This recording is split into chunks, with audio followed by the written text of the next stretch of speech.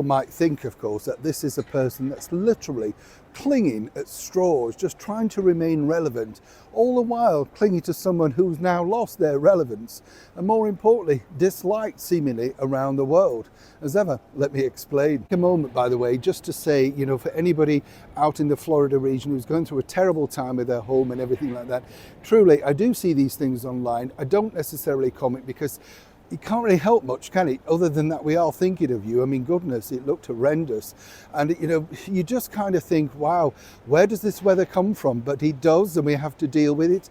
But if you are out there or in the vicinity or have family, colleagues, all that sort of stuff, prayers and God bless to you all, honestly. What can we say?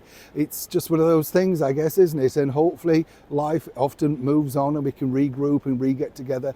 And let's just hope it's not as terrible as the media are painted it. Sometimes I have to say, though, the media do paint it in a rather dramatic fashion. You think, goodness, anybody else watching who can't get there, you're making them very anxious. Do you agree? It's just not nice, is it? Do you need to make it worse? But hey, there you go.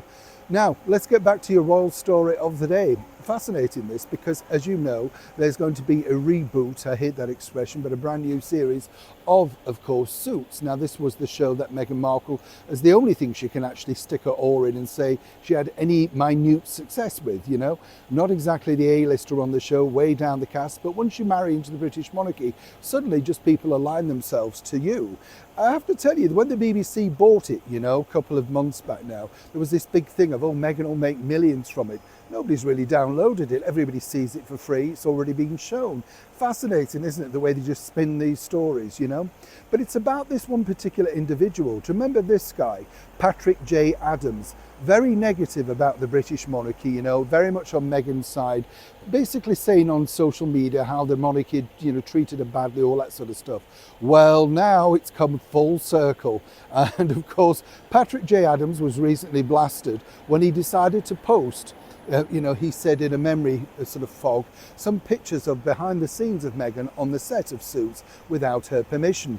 Yes, she got very upset, almost legal, and he had to take them down with a grovelling apology, basically saying he was just sharing memories of a wonderful time. Yeah, you were trying to get attention to yourself because, quite frankly, Patrick, nothing else is happening. The Hollywood strike hit badly. I get it. You're a working actor. You're looking for work. Stop making excuses. But Meghan is no friend, clearly. The bottom line is he's now got a podcast where they're talking about Suits and how it's coming back and the memories of the previous series. Nothing wrong with that. I'm sure it's very popular. Here's where it gets interesting, though, because recently he did a gushing sort of, Meghan was marvellous from the very moment she came in for the audition, anything to get people to listen to the podcast.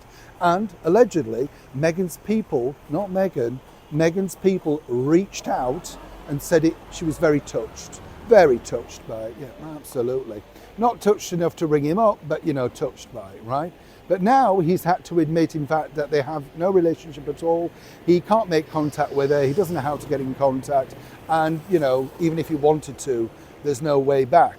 What Patrick doesn't realise is, like so many other people, Jessica Mulroney, Millie McIntosh, you name it, you're out, mate. It's gone. And it doesn't matter what you say, what you do, your usefulness really went the moment she walked down the aisle. You were useful to sit in the pews when she refused to invite real members of her family. But after that, once the closing credits came down on that wedding, you and the rest of the cast, as of course many people have already pointed out, well, she's not in the WhatsApp group and now you're no longer friends. What you've just realised is that infamous phrase, you've been markled. Neil Sean in the very heart of London.